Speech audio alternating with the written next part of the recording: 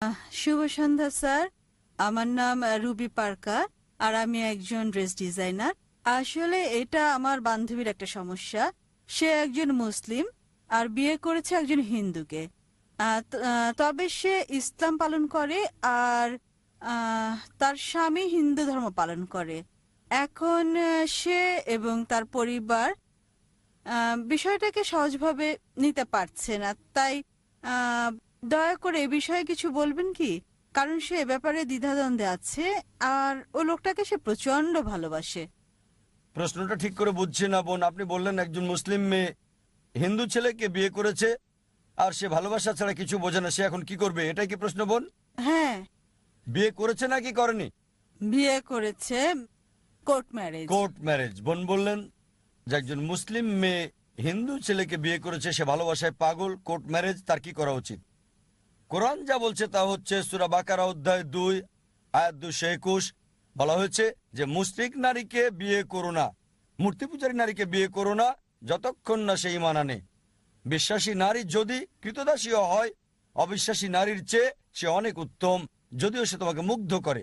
আয়াতের পরের অংশ বলছে মুশরিক পুরুষকে বিয়ে করো না, কোনো মূর্তি পূজারীকে বিয়ে করো না, যদিও সে তোমাকে মুগ্ধ করে, যতক্ষণ না সে ঈমান আনে। একজন বিশ্বাসী পুরুষ যদি কৃতদাসও হয়, যদি কারো গোলাম হয়, মুশরিক পুরুষের চেয়ে সে অনেক উত্তম। অবিশ্বাসী পুরুষ তোমাকে যদিও মুগ্ধ করে, তাই ইসলামে একজন মুসলিম নারী অমুসলিম পুরুষকে বিয়ে করতে পারে না। যেমন আগেও আমি বলেছি, কারণ হলো যদি কোনো গাড়ি থাকে আর সেই গাড়ির একটা চাকা সাইকেলের, বাইসাইকেলের, আর আরেকটা চাকা হচ্ছে ট্রাকের, স্বাভাবিকভাবে গাড়িটা চলবে না। আর অধিকন্ত প্রত্যেক মানুষই চায় যে স্বামী এবং স্ত্রী উভয়ই জান্নাতে যাক। তাই যদি সে মুসলিম দাবি করে, তার জীবনের মূল উদ্দেশ্য হবে আল্লাহ সুবহানাহু ওয়া তাআলাকে খুশি করা। যেমন আমি বলেছি যে কোরআন বলছে সূরা নিসা অধ্যায় 4 আয়াত 48, সূরা নিসা অধ্যায় 4 আয়াত 116, আল্লাহ যে কোনো গুনাহ ক্ষমা করবেন, তবে শিরক করার গুনাহ, তার সাথে শরীক করার গুনাহ তিনি কখনোই ক্ষমা করবেন না। সুতরাং কিভাবে সে এমন জীবনসঙ্গী বেছে নিতে পারে যার উদ্দেশ্যই ভিন্ন? তার মানে হতে পারে আপনি স্বার্থপর, আপনি জান্নাতে যেতে চান, জীবনসঙ্গী জান্নাতে যাক সেটা চান না। তাই যদি সত্যিই সে স্বামীকে ভালোবাসে, আলটিমেটাম দিতে পারে, যদি এ অবস্থায় থাকো জান্নাতে যেতে পারবে না, তাই আলটিমেটাম দেন, যদি আমাকে চাও ইসলাম গ্রহণ করো, তুমিও জান্নাতে যেতে পারবে। যদি ইসলাম গ্রহণ করো আমি তোমার সাথে আছি, অন্যথায় আমি তোমার সাথে নাই, যাতে করে এই দুনিয়ার সেরাটা পায় আর সেই পুরুষ উভয় জগতে সফল হতে পারে। হ্যাঁ ভাই, সামনের 1 নম্বর মাইক থেকে। আমার নাম প্রেম, পুরো নাম প্রেম মিশ্রা। আমি একজন অমুসলিম। আমার প্রশ্ন হলো স্যার, আসলে আমি ইসলাম গ্রহণ করতে চাই। এটা এটা এটা আমার প্রশ্ন, কোনো পক্ষপাতিত্ব করছি না, নিজ থেকেই প্রশ্নটা করছি, স্বাভাবিকভাবেই বলা যায় আমি ইসলাম গ্রহণ করতে চাই।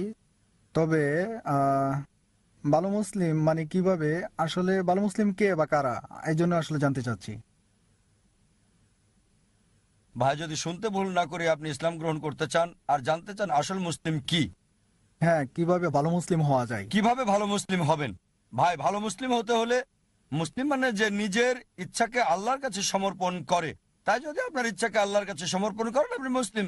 নিজের ইচ্ছাকে আল্লাহর কাছে সমর্পণের মানে আপনাকে মানতে হবে আল্লাহ এক, আল্লাহ ছাড়া আর কেউ ইবাদতের যোগ্য নাই।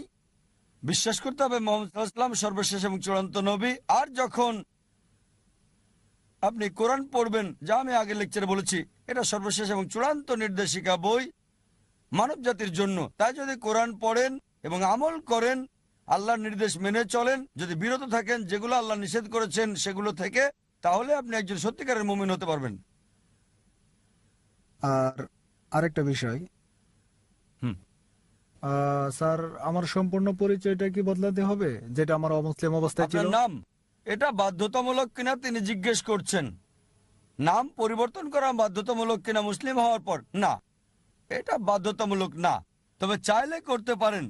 তাই নাম পরিবর্তনটা বাধ্যতামূলক না, যদি সেটা শিরকের সাথে যুক্ত না থাকে, যদি আপনার নামে কোনো শিরক না থাকে, কোনো মূর্তি পূজা ইত্যাদি।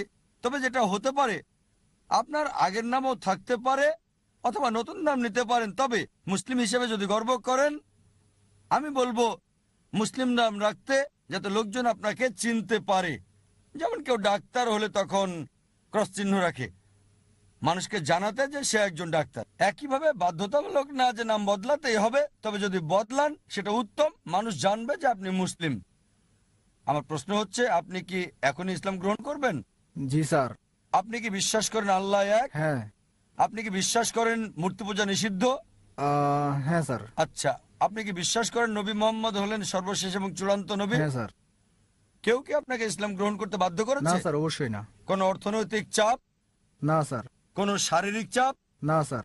কারণ কাউকে জোর করে ইসলাম ধর্ম গ্রহণ করানো ইসলাম ধর্মে এটা নিষিদ্ধ। কাউকে জোর করে ইসলাম গ্রহণ করানো ইসলাম ধর্মে এটা নিষিদ্ধ হওয়ার পাশাপাশি আমাদের দেশেও এটা নিষিদ্ধ। ইন্ডিয়াতে যে কোনো ধর্ম গ্রহণ করার জন্য বাধ্য করা নিষিদ্ধ, স্বেচ্ছায় হতে পারবে। যদি ইসলাম গ্রহণ করতে চান, কেউ আপনাকে বাধা দিতে পারবে না, এমনকি রাষ্ট্রও পারবে না সেটা। তাই যদি ইসলাম গ্রহণ করতে চান, আমি বলবো আমার সাথে বলেন, ঠিক আছে? ঠিক আছে স্যার। আশহাদু আশরাবু আল্লাহ আল্লাহ ইলাহা ইলাহা ইল্লাল্লাহ ইল্লাল্লাহ ওয়া আশহাদু আশরাবু আন্না আন্না মুহাম্মাদান মুহাম্মাদ আবদুহু আবু ওয়া রাসূলুহু। ওয়ারফু আমি সাক্ষ্য দিচ্ছি, আবার বলবেন স্যার। আমি সাক্ষ্য দিচ্ছি আমি সাক্ষ্য দিচ্ছি যে যে কোনো কোনো ঈশ্বর নেই ঈশ্বর নেই আল্লাহ ছাড়া, আল্লাহ ছাড়া, এবং এবং নবী মুহাম্মদ নবী মোহাম্মদ সাল্লাল্লাহু আলাইহি সাল্লাম সাল্লাল্লাহু আলাইহি সাল্লাম হলেন হলেন বান্দা বান্দা এবং রাসূল এবং রাসূল আল্লাহর। আল্লাহ। মাশাআল্লাহ, ভাই এখন মুসলিম। ধন্যবাদ। আমি আপনাকে মঞ্চে আহ্বান করছি।